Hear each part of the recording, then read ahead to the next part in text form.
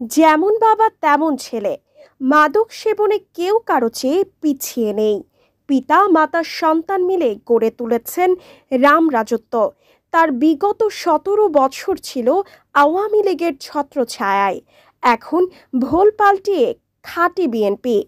ভাগবাটোয়ার বিনিময়ে তাদের পৃষ্ঠপোষকতা দিয়ে যাচ্ছে স্থানীয় বিএনপির একটি অসাধু মহল, যা স্থানীয় বিএনপির নেতাকর্মী ও সাধারণ মানুষের মাঝে বিরূপ প্রতিক্রিয়া ও ক্ষোভের জন্ম দিয়েছে।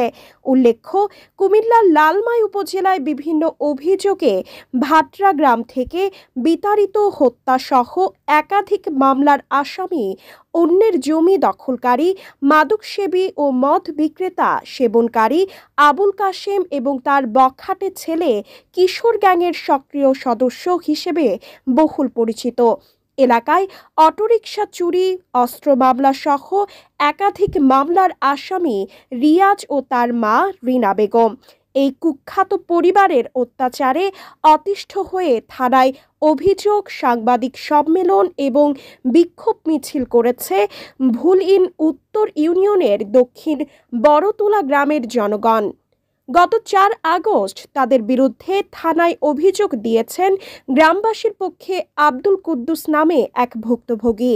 এর আগে গত 3 আগস্ট বেলা 12টায় উপজেলার ভুলিন উত্তর ইউনিয়নের দক্ষিণ বড়তোলা মসজিদের সামনে আয়োজিত এক সংবাদ সম্মেলনে সন্ত্রাসী কর্মকাণ্ডের এসব তথ্য তুলে ধরেন গ্রামবাসী। সংবাদ সম্মেলনে স্থানীয় প্রায় 3 শতাধিক বাসিন্দা ও সন্ত্রাসী পরিবারের হাতে নির্যাতিত ভুক্তভোগীরা অংশ নেন। সংবাদ সম্মেলনে লিখিত বক্তব্য পাঠ করেন খোরশেদ আলম নামে এক ভুক্তভোগী। তিনি বলেন, কাশিম ও তার ছেলে রিয়াজ, স্ত্রী রিনা বেগমের অনৈতিক কর্মকাণ্ডে আমরা অতিষ্ঠ।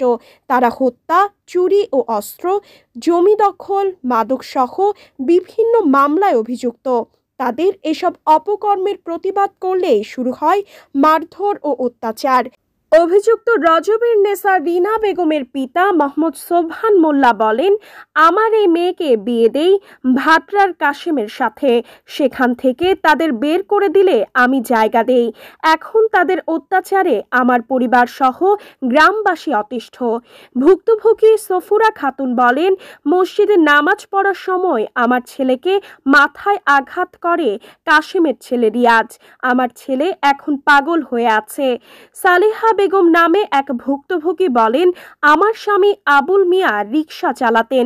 বিনা কারণে রজবিন্নেসা সহ তার ছেলে মেয়েরা তাদের বাড়ি নিয়ে বেধড়ক পিটিয়ে আমার স্বামীকে আহত করে। 1 সপ্তাহ পর আমার স্বামী মারা যায়। তাদের ভয়ে থানায় বা কোর্টে যেতে পারিনি। নাম প্রকাশে অনিচ্ছুক এক প্রবাসীর স্ত্রী বলেন, আমার স্বামী প্রবাসে থাকে। তাদের ভয়ে দেশে আসে না। আমি আমার সন্তান নিয়ে আতঙ্কে থাকি। কখন এসে রিয়াজ, তার মা সহ আমাদের ওপর হামলা করে। তারা হুমকি দিয়েছে আমার সন্তানকে মেরে ফেলবে। অভিযুক্ত আবুল কাশেম বলেন, আমার পরিবারের বিরুদ্ধে আনিত অভিযোগ মিথ্যা। আদালতে মামলা চলছে। তারা আমার বাড়িঘর ভাঙচুর করেছে।